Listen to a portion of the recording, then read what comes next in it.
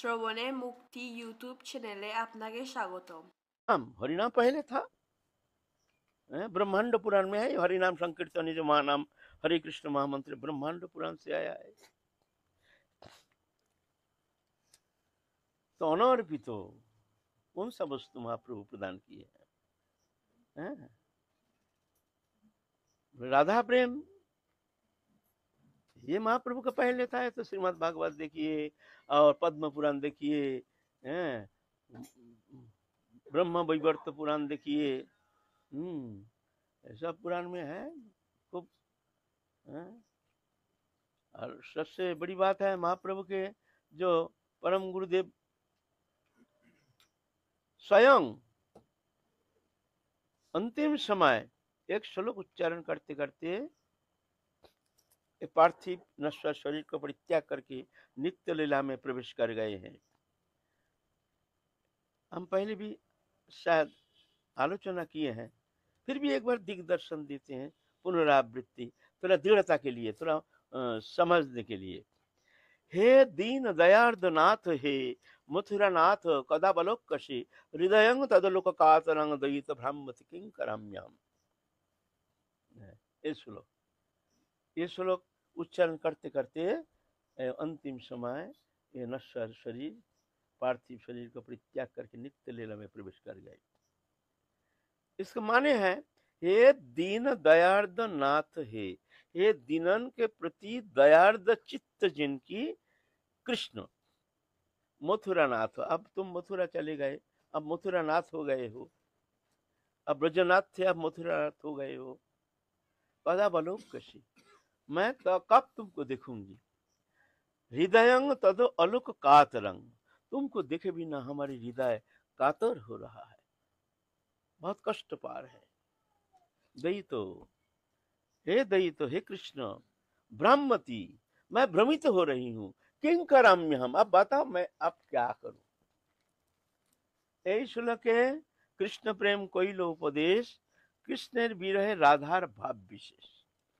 জগতে রোপণ করি গেল প্রেমাঙ্কুর, সেই প্রেমাঙ্কুরের বৃক্ষ চৈতন্য ঠাকুর। रोपण करके गए हैं माधवेंद्रपुरी। तो माधवेंद्रपुरी जी है, अगर भाई बीज ही दे गए हैं तो अनर्पित नहीं, ये अनर्पित शब्द आता नहीं है। अगर बोलो जे ये चैतन्य महाप्रभु ने इसके विशेष विस्तार पूर्वक वो बीज रोपण करके गए, आज उस महाप्रभु कृपा करके एकदम वृक्ष रूप में परिणत होकर के प्रेम तत्र तत्र वितरण किए हैं। अपाम जनसाधारण के भीतर अहित की कृपा पूर्वक वो प्रेम शक्ति प्रदान करके सबको वो प्रेम रस आस्वादन कराए हैं। तो बीज तो दिए है माधवेंद्रपुरी, तो अनर्पित तो कहां से आया? अनर्पित तो कहां से आया है? अनर्पित ये महाप्रभु के जो अवदान वो है, ये प्रेम राधा कृष्ण जुगल प्रेम रस निर्जास निवृत निकुंज विलास माधुरिमा की चरम निर्जास जो प्रेम है, भावोल्लासरती, ये भावोल्लासरती जुगल प्रेम निर्जास के चरम आस्वादन, ये एकमात्र ये मंजरी जो है यही आस्वादन करने में समर्थ है। और ये स्वरूप, ये मंजरी उपासना पद्धति ही महाप्रभु के अनार्पित चरिंग चिराग, यही यही वस्तु, यही वस्तु समझने के विषय है ना। प्रेम तो था, राधा प्रेम जुगल प्रेम सब, लेकिन वो आस्वादन करने का जो ये जो एक स्वरूप, कैसे स्वरूप?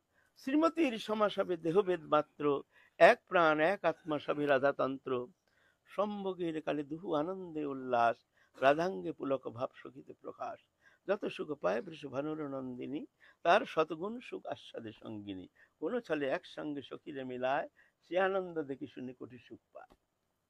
এই তো কহিল ভাবোল্লাস রতি রাখান, না পারে অহং রাশি কহে ভগবান।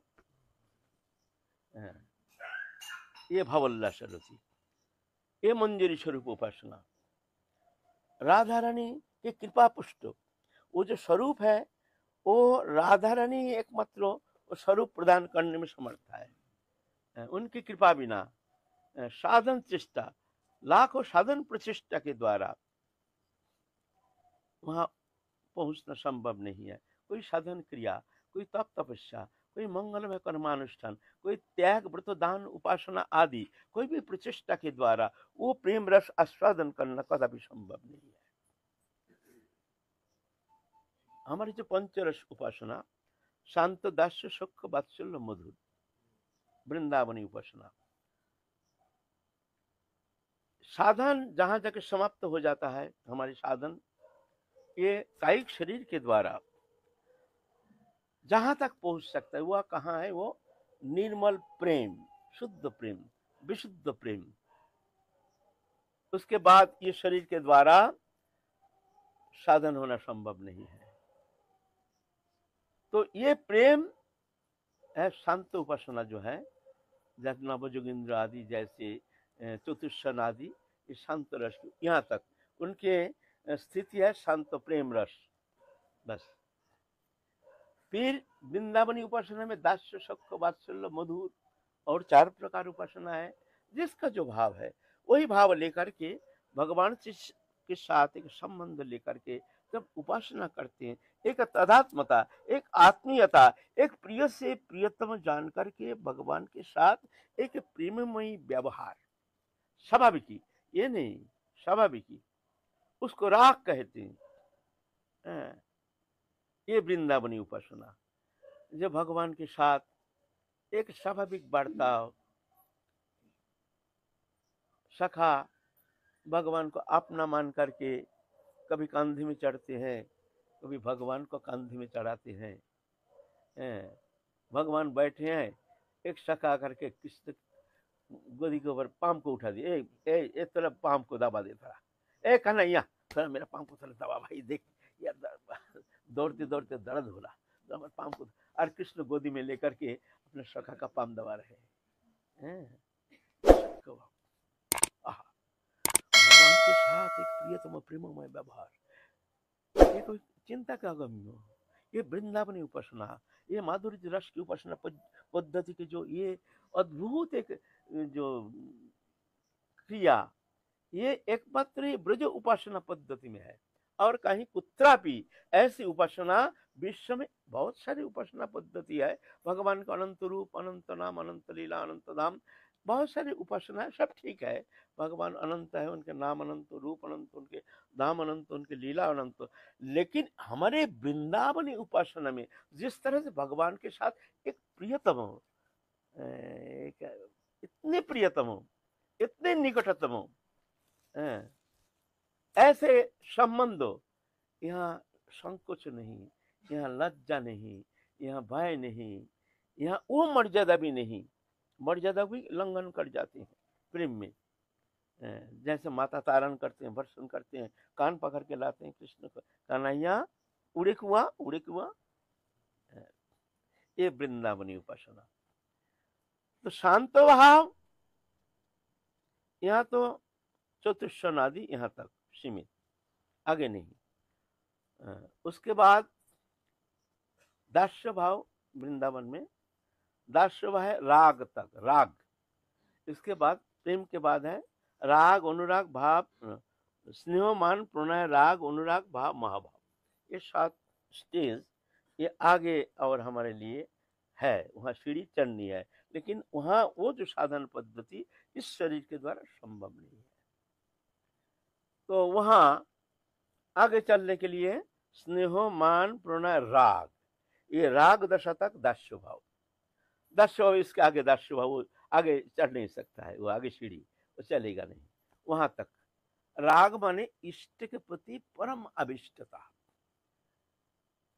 इतने निकटतम, इतने प्रियतम हो, एक स्वाभाविक एक प्रेम अभिष्टता है। वो सेवा ऐसे नहीं, फॉर्मेलिटी नहीं, वह सेवा माने दास्य भाव माने, अगर कोई सोच लेते हैं कि दास्य भाव माने नौकर, जैसे नौकर सेवा करते हैं ना प्रभु का, वहां वो चीज नहीं, ये दास्य वो दास्य नहीं, नहीं तो भगवान के दास्य मांगते हैं। मंजूरीगण कहते हैं, हे राधारानी तुम्हारे शक से हमारे कोई मतलब नहीं, हम नहीं चाहते हैं तुम्हारे शक हो, हम तो तुम्हारे दासी बन के रहना चाहती हूँ, हम तुम्हारे चरण कमल में हमारे दास्य भाव दो।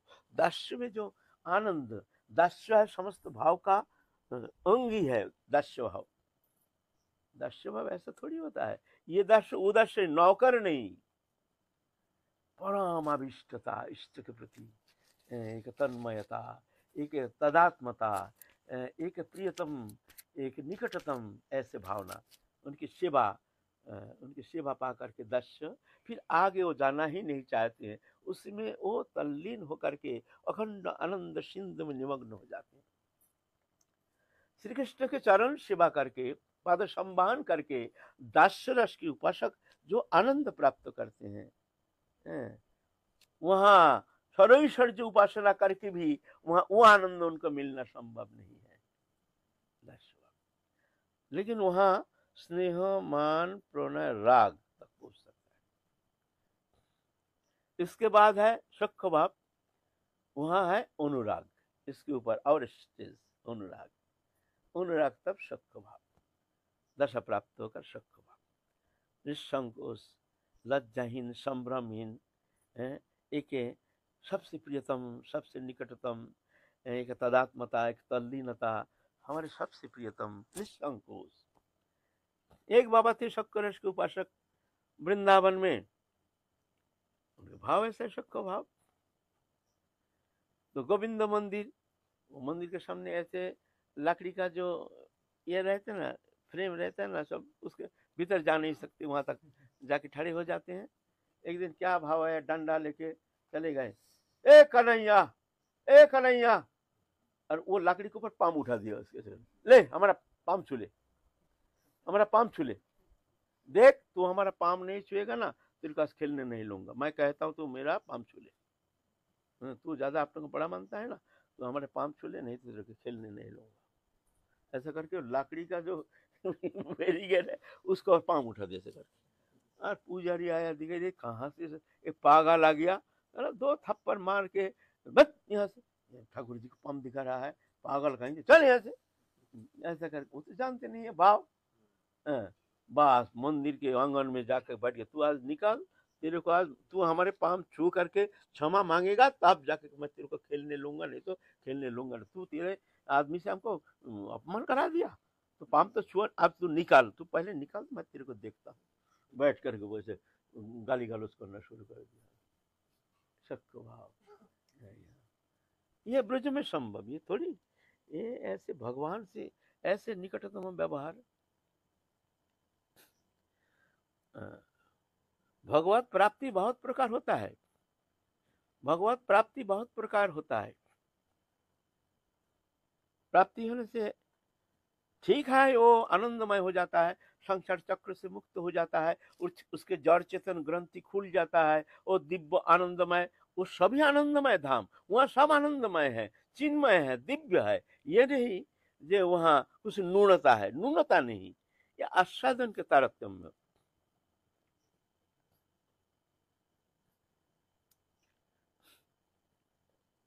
जैसे एक शहर में एक बड़ा नायक आया है, बहुत सुंदर दिव्य, उनका बहुत नाम, विश्व में बहुत नाम, जो एक बड़ा हीरो आए हैं, ठिकाना नहीं उनका सुंदरता, उनकी इतने पॉपुलैरिटी, जो कोई ठिकाना नहीं। जहां जाते हैं लाखों लाखों लोग जा करके उनकी एक झलक देखने के लिए। तो उस ड्रामा पार्टी में एक जन था, वो आया है अपने गांव, आके अपने दोस्त को बोलता है, आज फलाना जो हीरो आया है दिल्ली शहर में बड़े होटल में, 5 स्टार होटल में, तू देखा है उनका कभी? बोले अरे इतना भाग हमारा कहाँ। बोले नहीं, हो जाएगा, सुन तू एक काम कर, तू चले जा, मैं तेरे को गेट पास दे दूंगा। तो मेरा तो, मैं तो उस पार्टी में हूँ ना, तो मैं तेरे को सर्टिफिकेट गेट पास दे दूंगा, तू उस के गेट पास लेके भीतर पहुंच जाना, तो तू, तेरे को कोई मना नहीं करेगा, तेरे को भीतर प्रवेश करा देगा। तो वो ऐसे एक पास लेके गया, जा करके देखते हैं, भीतर गए उस रूम में, हम मिलने के लिए आए हैं फलाना हीरो से, और उसमें हीरो सो रहे हैं, बड़े सुंदर सो रहे हैं, बहुत समय रह करके बड़ी सुंदर देख करके आ गए हैं। बोलता तूने हमको धन्य धन्य कर दिया, आज हमने जीवन में ऐसा सौभाग्य कैसे होता है, इतने बड़े नायक है जिनको लाखों लोग उनको दर्शन करने के लिए तरसते हैं, और आज हमको दर्शन करने का मौका मिल गया। तूने हमको धन्य कर दिया। बोले क्या देखा? बोले हम तो देखा उसमें सो रहे हैं। हट पागल कहेंगे, तू देखा ही नहीं। अरे हाँ हम देखे हैं। अरे तो देखा ही नहीं। अरे हाँ हम देख के आए हैं। अरे पागल, सोते हुए व्यक्ति को देख करके क्या आनंद है? उसमें आनंद थोड़ी है। तो क्या करें? तू जा, फिर दोबारा जा। दोबारा फिर गेट पास लेके गए हैं। अच्छा पोशाक पहन करके बेच बोलते ऐसे फटा पुराना कपड़ा पहनने से थोड़ी भीतर घुसने देगा। एकदम साज धज के बड़े एकदम ठाट बाट से जाना। टिकट गए हैं, वहां जाके देखते हैं डाइनिंग टेबल में सब फ्रेंड सर्कल के अंदर बैठ करके हंस रहे हैं, बात कर रहे हैं। कितना सुंदर उनके हंसी, उसकी मुस्कान, जो एक मुस्कान देख करके जैसे सब भूल जाएंगे, सब जगत संसार। इतने सुंदर दिखने में, जो भूम जगत में इतने सुंदर मनुष्य कभी दिखने में होता है, वो तो देख करके चमत्कृत हो गया, आश्चर्यचकित हो गया कि इतने सुंदर मनुष्य ये धरित्री में होना संभव। और इतना सुंदर बात करने के तरीका, हंसते हैं, ऐसे देखते हैं, नेत्र इतने सुंदर नेत्र हैं, घुंघराली केस है। माने वो मोहित हो गया। दोस्तों के साथ बातचीत कर रहे हैं, हंसते हंसते बात कर रहे हैं, मजाक कर रहे हैं। वो आया, अरे भाई तूने हमको कृतकृत्य कर दिया आज। सही सही, हमने आज बड़ा कृतकृत्य। क्या देखा? बोले बात करती हुए देखा ऐसे फ्रेंड दोस्तों के साथ। तूने देखा ही नहीं। अरे हाँ हम दिखा है। बोले कि ये ऐसे देखने से क्या होता है? तो कैसे देखेंगे? बोले ना नाटक देखा है। नाटक? अरे दूर, नाटक कहाँ देख पाएंगे हम? वो तो कहीं कहीं होता है, वहां तो जाना संभव थोड़ी है। बोलता है नहीं, वही शहर में वही एक जगह नटस तो हो रहा है कि नाटक है। तेरे को मैं पास दे दूंगा, तू जाके देखना। तू देखना वो कैसे नाटक करते हैं, तू देखना तो फिर तमाशा। ये बात तो सही है भाई। ऐसे अगर मौका मिल जाए तो कहना ही क्या है भाई, हम तो धन्य हो जाएंगे भाई ऐसे। तो ठीक है, जा वहाँ नाटक हो रहा था ऐसे बड़े थिएटर हॉल में, जहाँ साधारण का प्रवेश नहीं, बड़े बड़े सब पैसे वाले लोग, बड़े बड़े राजा महाराजा लोग जाते हैं वहाँ। वो पैसे के भीतर गए हैं, नाटक देखे हैं। देख करके तो कि क्या कहे, तो पागल जैसे हो गया। क्या देखा? बोलते हाँ उनका नाटक देख के आया। बोले और आगे भी है। बोले वो कैसे? बोले उनके साथ नाटक करके देखा है, कैसे कैसे आनंद आता है उनके साथ नाटक करके। अरे बोले ऐसा थोड़ी संभव, उनके साथ नाटक कभी संभव? बोलते ये भी संभव, मैं तेरे को इंट्रोड्यूस करा दूंगा प्रोड्यूसर के साथ। फिर जाकर के तू उनके रिहर्सल दे करके तेरे को रोल मिल जाएगा और तू प्रेम से उनके साथ देखना, फिर आनंद। हमारे कृष्ण, ये जो ठाकुर जी के जो अनंत लीला ऐसे है। ब्रह्म उपासना, निर्गुण ब्रह्म, भगवान सो रहे हैं, भगवान है लेकिन सो रहे हैं। दास्य उपासना जैसे, हाँ ठीक है, भगवान दोस्तों के साथ खेल रहे हैं, आनंद कर रहे हैं, ठीक है, इतना ही तक सीमित है। माधुर्य उपासना, जहाँ कृष्ण लीला कर रहे हैं, भगवान एक नरलीलावत कोई वल्लभ, एक साधारण मनुष्य जैसे भगवान मुग्ध प्राय हो करके एक अचिंत अखंड आनंद सिंधु, वो एक साधारण मनुष्य तनु धारण करके एक साधारण मनुष्य प्राय किस तरह से लीला प्रकटन करते हैं, भक्त को आनंद देते हैं, तत्सहित भगवान उस आनंद सिंधु में निमग्न हो जाते हैं। वो आनंद अथा अनंत आनंद, भगवान चोरी करते हैं, भगवान झूठ बोलते हैं, भगवान कैसे कैसे खेलते हैं साधारण मनुष्य जैसे, पता नहीं चलता है भगवान की ये लीला। एक दिन एक गोपी, भगवान छोटा बच्चा है, जमुना किनारे में खेल रहे हैं, श्री राम बलराम आदि सब नग्न बालक, यहाँ सुंदर हीरा मोती का सुंदर ये पहने हुए हैं, कमर में सुंदर सोने की गहना आदि सब। इसको क्या कहते हैं, कमर में पहनते हैं, बच्चों को बच्चों को पहनाते हैं, बड़े सुंदर है।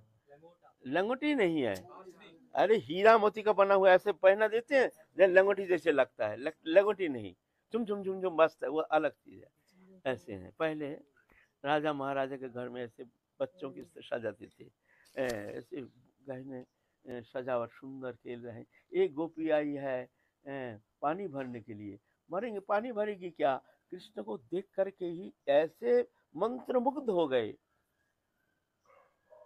हो करके भूल गई जब हमको पानी भरने आए। हम देखते हैं वो बाला, हा हा, इतने सुंदर भुवन सुंदर, इतने सुंदर रूप माधुरिमा, ना जाने कौन विधाता ने समस्त सृजन शक्ति प्रयोग करके इतना सुंदर एक निर्माण कार्य में, एक तनु निर्माण कार्य में समस्त कला को जैसे लगा के ऐसे निर्माण कार्य किए हैं। एक सुंदर, इतना सुंदर एक रूप माधुरिमा निर्माण किए हैं, देख रहे हैं। हाय हाय, और साथ साथ वो कीचड़ लगा हुआ है, गोबर लगा हुआ है शरीर में, यहाँ मिट्टी लगा हुआ है, जमुना किनारे खेल रहे हैं। देख करके सोचते हैं आहा, इसके माँ कितना कठोर है, देखो कितना कठोर दिल है। हमारा बालक होता तो हम छाती में करके रख देते ऐसे बालक को, पलक के लिए अब छोड़ते नहीं। और ऐसे माँ देखो कैसे माँ है, ऐसे कीचड़ में गोबर में खेल रहा है, और माँ का कोई अता पता नहीं है किसका बालक है। भगवान तो सब जानते हैं, भगवान तो बार बार घूम घूम के ऐसे करके देख रहे हैं गोपी की तरफ, और वो नजर देख करके गोपी का मन तो फिसल करके वो मन जा करके कृष्ण में लाग के संलग्न हो गया। आप वो घर लौटने ही भारी पड़ गया। और बार बार देखते हैं ऐसे कृष्ण, छोटे से कृष्ण है ना, घुंघराली केश है, और इतने सुंदर फिक करके हंस रहे हैं, ऐसे लालिमार होठ, और मुक्ता दाम जैसे, मुक्ता जैसे दंत पंक्ति, ऐसे आकर्ण नेत्र, देख करके कौन ऐसे रमणीय है जो वो रूप माधुरिमा देख करके मन को अपने संभाल के चुप रह सकती है। ऐसे तो है तो सुंदर सुंदर तो श्याम सुंदर भुवन सुंदर, ऐसे श्याम सुंदर को देख करके वो गोपी के मन छूट गया, अपने बस में नहीं है। कृष्ण भी ऐसे बार बार, एक बार गोपी के पास आके ऐसे दिखता है, फिर भाग जाता है, फिर फुट फुट फुट करके आके माने एकदम बिल्कुल हिला दिया वो गोपी के हृदय। आप गोपी सोच रही है ऐसे बालक हमारा होता तो कितना आनंद करते, इसका माँ कितना कठिन है देखो, नहीं तो बच्चा ऐसे खेल रहा है, कोई अता पता नहीं, कोई खबर नहीं, कीचड़ धूल धूसरित होकर के इस वृंदावन की रज में लटपट हो रहे हैं। तो भगवान तो सब जानते हैं, तो सामने आके ऐसे खड़ी हो गए। तो गोपी कहती है, मुन्ना तुम जाओगे हमारे साथ? हाँ जाएंगे। जाओगे? हाँ जाएंगे। तुम हमको प्यार करोगे? बोलते खूब प्यार करूंगी। कितनी प्यार करोगे बताओ? हमारे मैया जैसे? अरे तेरी मैया, तेरे मैया से बहुत ज्यादा प्यार करूंगी। तब तो मैं तुम्हारे साथ जाऊंगी, तब तो मैं तुम्हारे साथ जाऊंगी। अच्छा तो आ जा। इसने कलशा ले लिया कंधे माथे पे, और कृष्ण को गोदी में ले लिया, और ले करके ही तो उनके स्पर्श से, अखिल रसामृत सिंधु के स्पर्श से उनके अंतकरण रोम रोम खिल गया। आनंद के एक शिहरण से एक तदात्मता होकर के इस तरह से आनंद सागर में डूब रहे। आहा कितना सुंदर, ऐसे बालक अगर मेरा होता तो कितना आनंद आता। फिर 2 कदम जाते ही, नहीं मैं तो पीठ में चढ़ूंगा, तो ले लिया पीठ में। 2 कदम जाते, नहीं नहीं नहीं मैं तो कोक में ऐसे यहाँ बैठूंगा, फिर ले लिया कोक में, नहीं नहीं मैं तो कंधे पे चढ़ूंगा, एकदम पागल कर दिया। फिर अचानक जब उतार दिया ना, फिर जाके बोलते तुम हमारे मैया जैसे थोड़ी प्रेम करोगे, हमारा मैया होती तो 2 थप्पड़ मार देती। बोलते फुर फुर फुर फुर फुर फुर फुर फुर फुर फुर फुर करके भाग गए।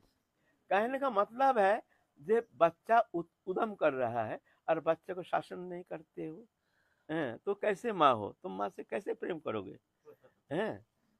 हमारे माँ ऐसे नहीं। बोले जशोमती माता क्या उनके प्रेम नहीं है? बच्चा धूल धूसरित होकर के ऐसे कीचड़ में लोटपोट खा रहा, क्या जशोदा माता के हृदय में प्रेम नहीं? ये गोपी का प्रेम इतनी उफान आ गई। बोले ऐसा नहीं है, कृष्ण सुख ही को तात्पर्य मई सेवा। जशोमती माता देखते हैं हमारे बच्चा बड़े खेल रहे हैं बड़े आनंद से, आहा मुन्ना मेरे कन्हैया खेल रहा है, आनंद ले रहा है, अच्छा उसको आनंद लेते दो, उसके सुख से हमारे सुख, कृष्ण सुख से हमारे सुख। हमारे अपने सुख के कोई अनुसंधान नहीं। यह है ब्रज प्रेम। इसका मतलब ये नहीं कि बच्चा धूल धूसरित तो होकर के ऐसे मैला मलिनता कीचड़ लगा करके खेल रहा है, नहीं, ऐसा नहीं है। माँ देखते हैं जो हमारे कन्हैया आनंद से खेल, उसको आनंद से खेलने दो, उसका आनंद से खेलने दो।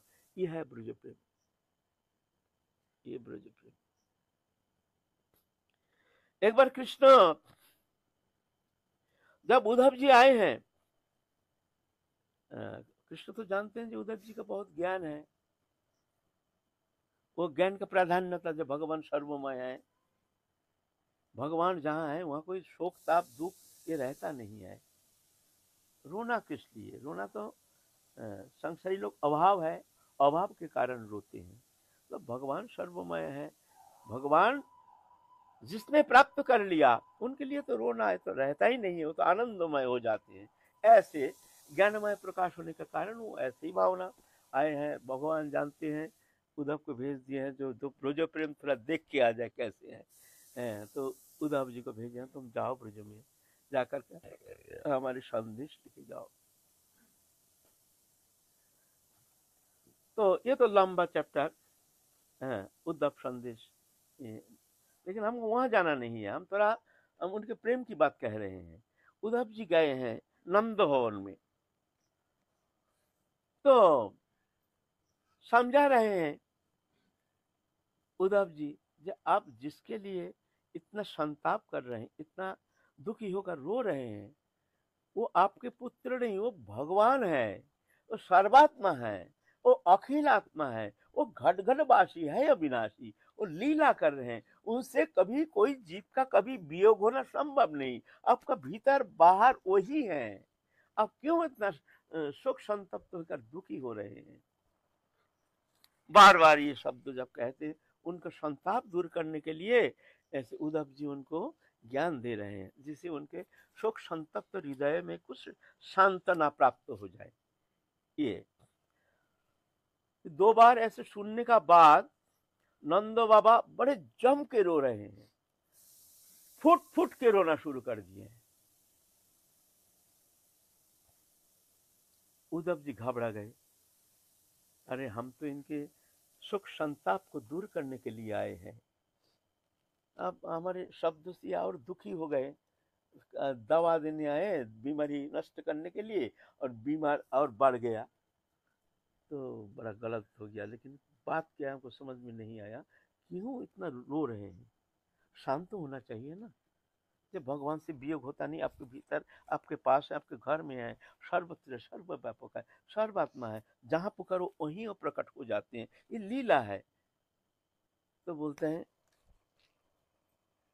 चाचा जी क्या हमसे कोई गलती हो गया है क्या? ऐसा कोई शब्द हमने प्रयोग किया जिस कारण आप इतना दुखी हो रहे हैं? बोलते नहीं नहीं उद्धव, ऐसी बात नहीं है, हम रो रहे हैं इसलिए, हम तो पहले जानते थे जो हम पुत्र खो गए हैं, पुत्र हमारा खो गया है, वो हमको छोड़ के मथुरा चला गया। इस पुत्र सुख में हम संतप्त हो रहे थे। आप तुम कह रहे हो जो वो तुम्हारे पुत्र नहीं, वो भगवान है। अब मैं देखता हूं जो मैं सिर्फ पुत्र ही खोया नहीं हूं, मैं तो भगवान को भी खो गया, तो भगवान भी खो गया, इसीलिए मैं रो रहा हूं। तो वहां ये प्रेम है ऐसे, ये ब्रज प्रेम, ये चिंता के अगम्य बुद्धि के द्वारा, बुद्धिमत्ता के द्वारा, विद्वत्ता के द्वारा, साधन के द्वारा कदापि यहाँ अनुप्रवेश करना कदापि संभव नहीं है। बार बार जब उद्धव जी जब जशोमती माता नंद बाबा को बार बार समझाने का कोशिश कर रहे हैं, तो नंद बाबा कहते हैं, देखो उद्धव, पुत्र स्नेह तो हमने देखा एक रामचंद्र जी को, पुत्र स्नेह तो रामचंद्र जी को हमने देखा, हमारा कहाँ पुत्र स्नेह, हमारा तो बहुत कठोर दिल। नहीं तो देखो रामचंद्र जी जब वन चले गए तो दशरथ बाबा पलक में शरीर त्याग दिए।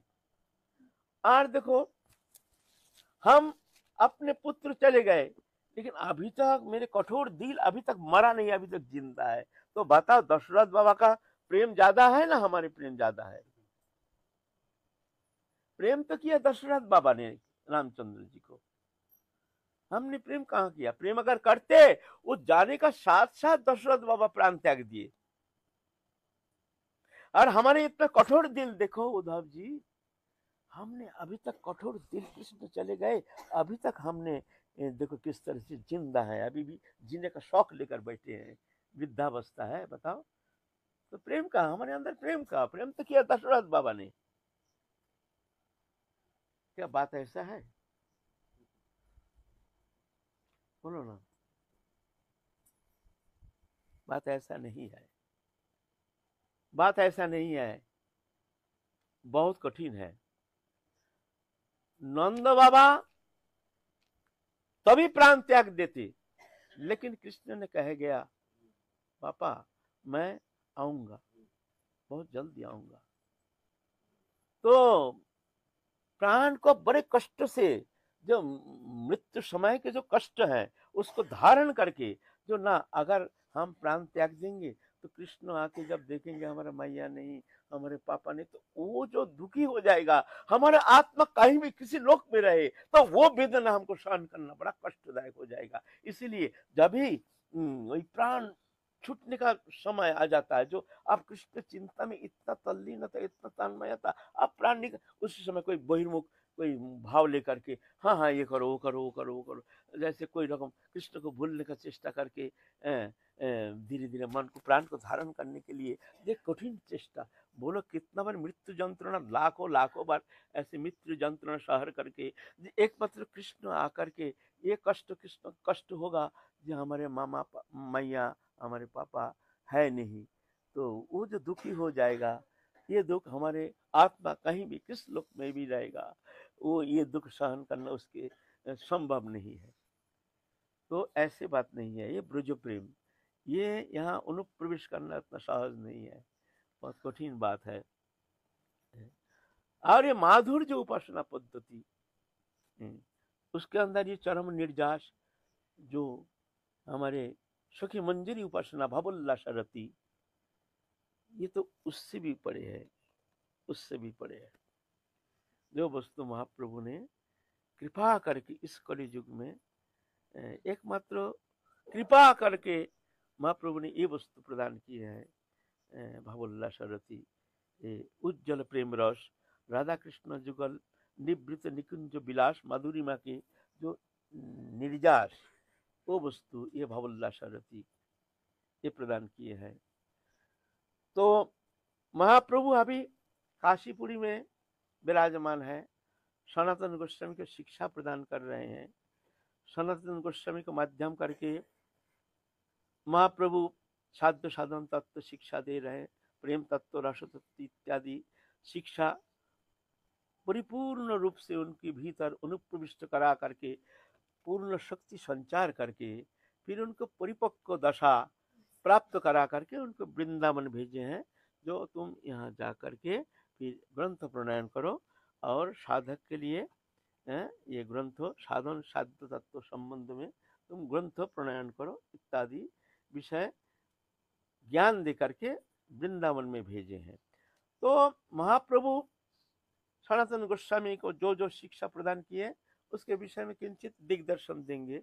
पहले जीव तत्व विषय में शिक्षा दिए हैं, फिर साधन साध्य साधन तत्व विषय में, साधन विषय में हमारे जो ब्रज प्रेम, ये नहीं पहले ही एकदम हम प्रेम प्राप्त कर लेंगे, ऐसा नहीं, क्योंकि ध्यात्म बुद्धि संपन्न हमारे जो मनुष्य शरीर है, इसलिए ऐसे नहीं पहले ही हम उस प्रेम में पहुंच जाएंगे।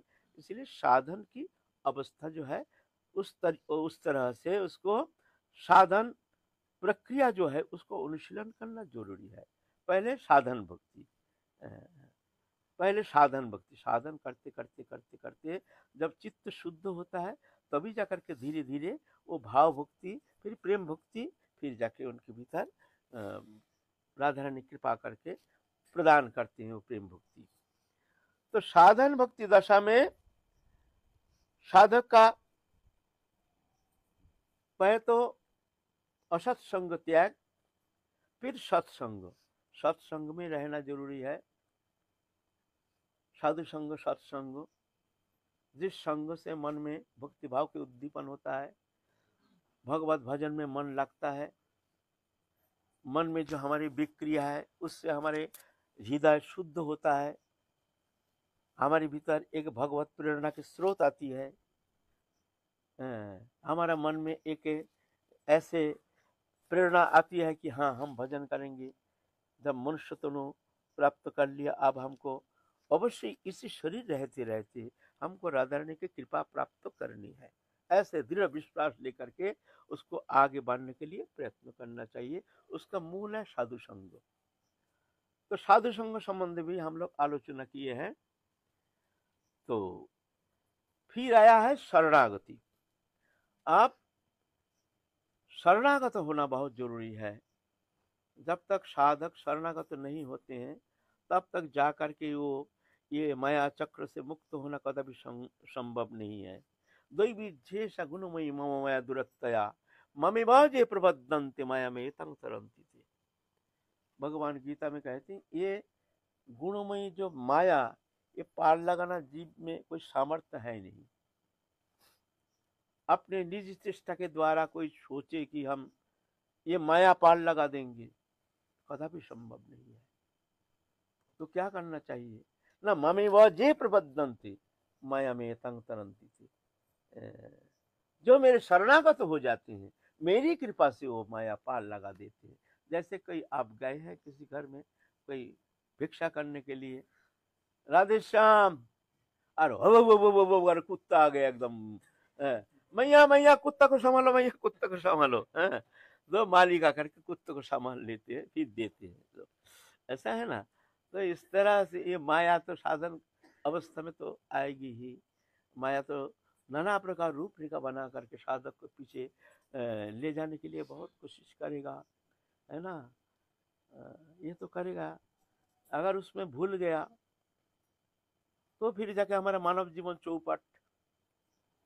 इसलिए साधु संग में रहना चाहिए, गुरु चरण आश्रय करके बड़े सावधानी से उसको आगे बढ़ने के लिए प्रयत्न करना चाहिए। एक पर्वत में चढ़ना बहुत सहज है, गिरने में समय नहीं लगता है। थोड़ा सा सुख, थोड़ा सा आनंद के लिए एक मानव जीवन चौपट करना, इसीलिए बड़े सावधान। और ये रंग चंग ऐसे है ना, ये इतना जल्दी रंग लग जाता है। भगवती रंग तो लगता नहीं है, वो तो बहुत देरी से धीरे धीरे धीरे धीरे जब चित्त शुद्ध होता है तभी जाके धीरे धीरे थोड़ा सा रंग तो लगता है। जितना रंग लगता है तभी जा करके भजन में तीव्रता, भजन में एक एकांतिक निष्ठा, भजन में रुचि, ये सब होती है जब भगवती रंग लगता है। लेकिन उसके पहले उसको साधु को बहुत कठोर नियम के अंदर रह करके, साधु संग में रह करके, गुरु सान्निध्य में रह करके उसको साधन करना जरूरी है। इसीलिए चाहिए शरणागति। जैसे छोटा बच्चा अगर ये स्वतंत्र हो जाए तो ये बच्चा बिगड़ जाएगा। ये बच्चा क्या जानती है, इसको छोड़ दो ना, बच्चा दुखी हो रहा, छोड़ दो, जो मन से करे। वो तो जानते नहीं अपना मंगल, तो धीरे धीरे बिगड़ जाएगा। ऐसे ही साधक जीवन में हम बच्चा हैं, अगर स्वाधीन हो गया तो बिगड़ जाएगा। इसलिए आश्रय लैया भजे तारी कृष्ण नहीं त्याजे और सब मर्या कारण।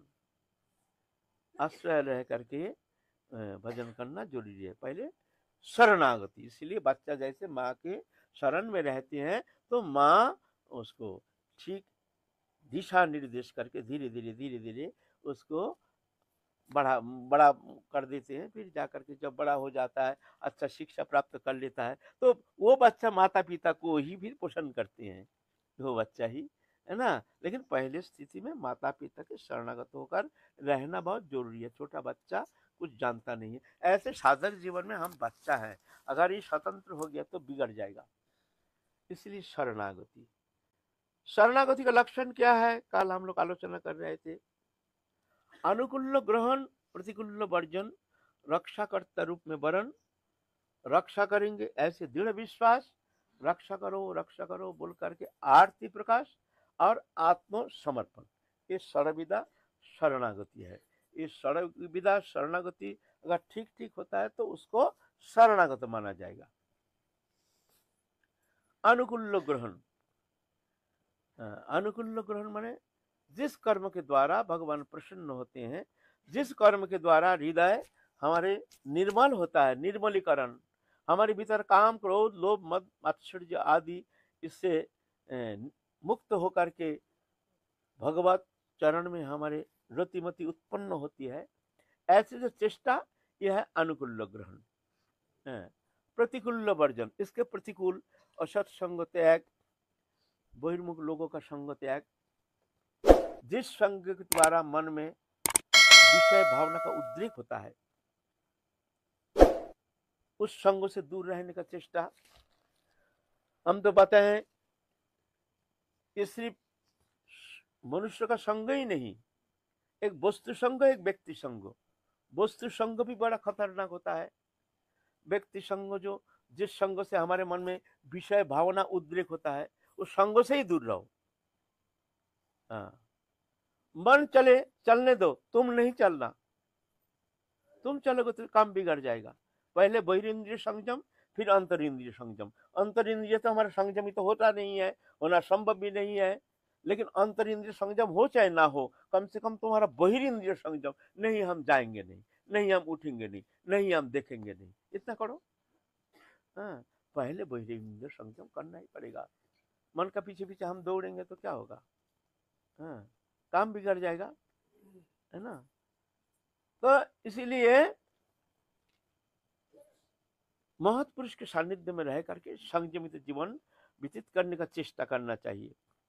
प्रतिकूल वर्जन, प्रतिकूल माने जिस परिस्थिति, जिस मन में अगर कोई अविधि पूर्वक कोई काम कर ले, कुछ मन में कर ले, मन से स्वीकार कर ले, तो उसको पाप में गिना जाएगा।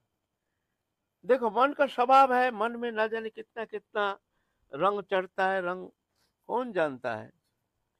लेकिन कलियुग में मनुष्य पाप जो है ये मान्यता नहीं, इसमें पाप लगता नहीं है।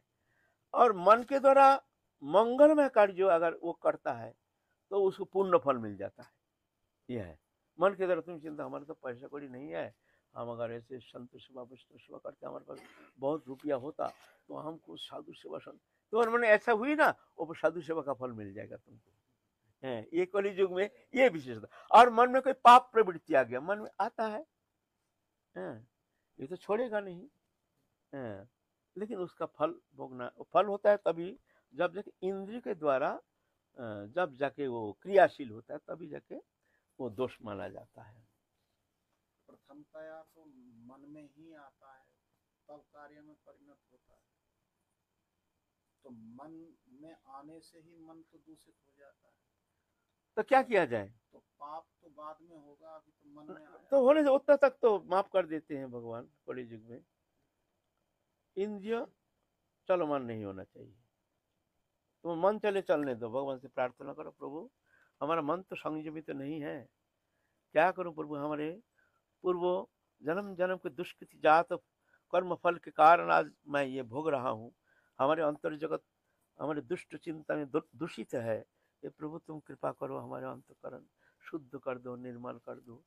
तो उस स्थिति में देखो, जब मन में कहीं गलत चिंता आ गया तो उस स्थिति में क्या करना चाहिए साधक के लिए? अगर मान लो गलत चिंता आ गया, उस स्थिति में अगर गलत संग में आ गया तो तुमको रोकने के लिए भगवान भी नहीं आएंगे। और उस स्थिति में क्या करना चाहिए? साधु संग में चले जाओ, अच्छा लगे ना लगे, साधु के पास जाके बैठे रहो। तो धीरे धीरे धीरे धीरे तुम्हारे मन शुद्ध हो जाएगा, फिर जाके बचाव हो जाएगा। लेकिन उसमें अगर वो तुम स्वतंत्र हो गए तो धीरे धीरे धीरे धीरे वो प्रभाव जब वस्तु संपर्क सान्निध्य संपर्क में आ जाता है और मन में हमारे ऐसे इच्छा भी है तो जाके काम बिगड़ जाता है, बहुत खतरनाक स्थिति में आ जाता है। उस समय साधक लाख कोशिश करके भी अपने को संयमन करना उतना संभव नहीं है। एक चीज तो देख, मन में अगर संकल्प विकल्प होता है या नेगेटिव हो या पॉजिटिव। सकारात्मक हो, मन मन में अगर हमने दृढ़ निश्चय कर लिया कि हमें ये विषय किसी भी प्रकार से स्वीकार नहीं करना है, चाहिए नहीं करना है, तो मन उस सकारात्मक सोच को ही स्वीकार कर लेता है। न, स्वीकार तो कर लेता है, लेकिन मान लो हमारे मन अभी द्विधा में है, एक तरफ विषय एक तरफ ईश्वर, हमारा मन बीच में खड़ा है। लेकिन उस समय विषय के सानिध्य अगर संपर्क अधिक होता है तो धीरे धीरे वो विषय उसका मन को प्रभावित करके दुर्बल करके विवश करके विषय में ले जाता है। अगर सत्संग में रहता है तो सत्संग के प्रभाव से विषय से मन मुक्त होकर के धीरे धीरे वो ठीक समझ जाता है, ओहो हो बहुत बड़ा बचाव हो गया, प्रभु ने हमको बचा लिया, ये ऐसा मामला है। वैसे संकल्प का भी बहुत बड़ा एक इश्यू माना जा सकता है। संकल्प तो संकल्प गिराता है और संकल्प ही उसको चढ़ाता है। अच्छा ठीक है। हाँ, तो शरणागति माने अनुकूल ग्रहण प्रतिकूल वर्जन, प्रतिकूल विषय से दूर रहना है। प्रतिकूल माने शुद्ध संग दोष प्रतिकूल, आहार अन्न शुद्धि संग शुद्धि, ये सब शुद्धिकरण की जरूरत। आहार शुद्धि भी बहुत बड़ी बात है। शुद्ध आहार, अल्प तेल मसला, अल्प आहार, शुद्ध आहार और शुद्ध पैसा होनी चाहिए, ऐसे शुद्ध आहार होनी चाहिए। इस तरह से संग दोष से दूर रहना है। संग दोष एक व्यक्ति संग एक वस्तु संग, हम लोग पहले भी आलोचना कर चुके हैं, अभी भी फिर एक बार हम न करते हैं। ये मोबाइल जो बड़ा खतरनाक संग दोष, ये मोबाइल बड़े बड़े साधक को भी पलक में भगवत भजन से गिरा करके संसार भाषण में हृदय, संसार वासना से हृदय को प्रदूषित करना कोई विशेष बात नहीं है, और दूषित मन में भगवत चिंतन होना संभव नहीं है। ये मोबाइल जो आ गया है ना, बहुत तो जानते नहीं है ये हमारा क्या नुकसान कर रहा है। साधन गृहस्थी के लिए कोई बात छोड़ दो, उनके लिए हमारा चिंता का विषय नहीं है।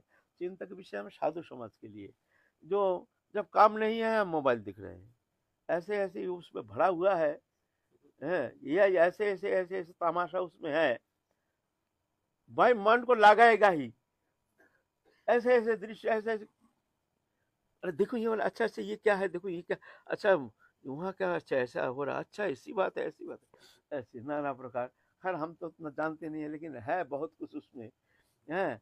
इसीलिए साधक के लिए मोबाइल का संपर्क त्यागना बहुत जरूरी है। हाँ, अगर मान लो बहुत जरूरी है, ये रखना जरूरी है, रख लेना। जब समय हो देखना कहाँ तुम्हारा बात करना जरूरी है, जरूरी नहीं है तो फिर रख देना। खबरदार भजन के समय लेकर के बैठना नहीं। कुड़ुंग कुड़ुंग आवाज हुआ, मन हमारा भगवत चरण में चिंतन करने का प्रयत्न कर रहे हैं, चला गया वो, हेलो ले। अब भगवत चरण में मन लगा रहे हैं, चला गया मुंबई। अब ऐसे शब्द सुना दिया, ऐसा हो गया, अरे अरे तो ऐसा हो गया, अच्छा बात है, हरे कृष्ण, बस हो गया, आज का भजन समाप्त। ऐसे खबर आ गया, हमारा कान में घुसा दिया, कान से अनर्थ घुस गया, अनर्थ घुस के चित्त विक्षेप कर दिया, बम्बई का एक खबर आ गया, ऐसा हो गया तैसा हो गया।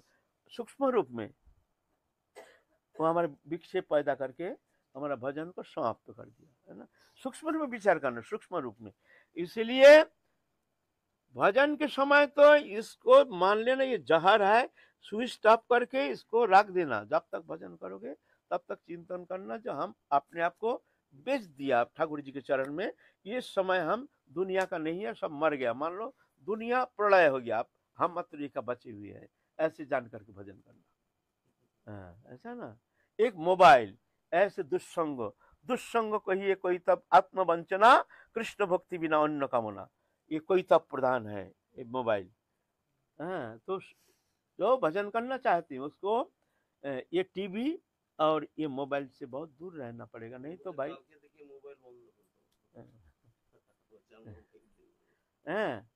तो कभी वो भक्ति, मैं ये गारंटी से मैं कह सकता हूँ, जो साधक ये सब नाना प्रकार चैनल देखता है दिन रात, उसको इस जन्म में कोई साधन चेष्टा के द्वारा भक्ति प्राप्त करना तो बहुत दूर की बात है, अनर्थ का घर पार लगाना उसके लिए असंभव हो जाएगा। ये मैं गारंटी से कहता हूँ, कोई करके दिखा दे। ये अनर्थ हो, इसको हम पैदा कर रहे हैं, इसको हम आदर करके रख रहे हैं सामने, अनर्थ। हाँ रखना है, ठीक है, समय आ गया ऐसा, रख दो, बस खत्म। कभी समय होगा देख लिया, जो यहाँ फोन करना यहाँ जरूरी, बस कर लिया, बस बस हो गया, अब जरूरत नहीं, तो फिर थोड़ा बचाव हो सकता है। बाबा एक वचन आता है कबीर दास जी का, इस मन को कोई खोजो पाई, तन छूटे मन कहाँ समाई। जब ये तन छूट जाता है तो मन कहाँ चला जाता है। ये कबीर दास का वचन, इस मन को कोई खोजो पाई, अपने शरीर में खोजो पाई, तन छूटे मन कहाँ समाई। जब ये तन छूट जाता है मन कहाँ चले जाता है। फिर लिखते हैं, इस मन को नहीं आवने जाना, ना ये कहीं से आता ना ही कहीं से जाता, जिस हुक्म पछाता तिन साथ समाना। जिसने हुक्म को पहचान लिया ये मन छूट जाता है, वो जड़ ग्रंथि की। हाँ, उस तो जब जड़ चेतन ग्रंथि खुल जाता है तभी तो निश्चल हो जाता है, तब मन विलय हो जाता है। तब आप जब ये जड़ चेतन ग्रंथि खुलता नहीं है, शरीर छूटते समय उस सब मन बुद्धि चित्त अहंकार दस इंद्रिय शब्द स्पर्श रूप रस गंध ये सब लेकर के उसका ये लिंग शरीर रहता है, गुणमय शरीर जिसको कहते हैं। शरीरं जदवाप्नोति यच्चपुत्कमतिश्चर गृहीत्वैतनि संजाति वायुर्गन्धानि वेशयत्। जब ये शरीर छूट जाता है तो वायुर्गन्धानि वेशयत्, वायु जैसे गंध को लेकर जाता है उस तरह से समस्त गुण, मन के समस्त संस्कार गुण चिंता सब रहता है एक बीज स्वरूप। वो इसको वायु जैसे गंध को ले जाता है, इस तरह से जीव चैतन्य सत्य भी समस्त गुण लेकर के जाता है, फिर वहीं से जन्म लेता, फिर शुरुआत होता है। तो इस तरह से साधक अवस्था में साधक को बहुत सावधान रहना पड़ेगा। जैसे छोटा सा एक पौधा हो रहा है, उसमें पहले बहुत जतन करना पड़ता है, पानी देना पड़ता है, धूप से बचाव करना पड़ता है, काटा उठा दे के रखना पड़ता है। फिर वो पेड़ जब बड़ा हो जाता है तो उसमें हाथी घोड़ा बांध दो, लेकिन छोटी पौधा है वो तो बकरी खा जाएगा ना, बड़ा हो जाने से बकरी को बांध दो ना, पेड़ के साथ कुछ नहीं होगा। तो पहले स्थिति में साधक को ये सावधानियां, पहले असत संग त्याग, जिस संग से मन में विषय भावना उद्रेक होता है, चाहे हमारा घर का मेंबर ही क्यों ना हो, सावधान से उसको बहुत व्यवहार करना चाहिए। तो अनुकूल ग्रहण प्रतिकूल वर्जन, रक्षाकर्ता रूप में वरण, जो प्रभु हमको रक्षा करेंगे ही, ऐसे दृढ़ विश्वास। फिर रक्षा करो बोल के आरती प्रकाश और आत्मसमर्पण। तो अभी तो और थोड़ा इस विषय और थोड़ा व्याख्या करेंगे काल, क्योंकि हमारे उद्देश्य सत्संग, प्रवचन नहीं। प्रवचन तो अलग चीज है, वक्ता बोल के चला जाता है, बस तुम सुनो मत सुनो, लेकिन यहाँ नहीं, यहाँ तो सत्संग है।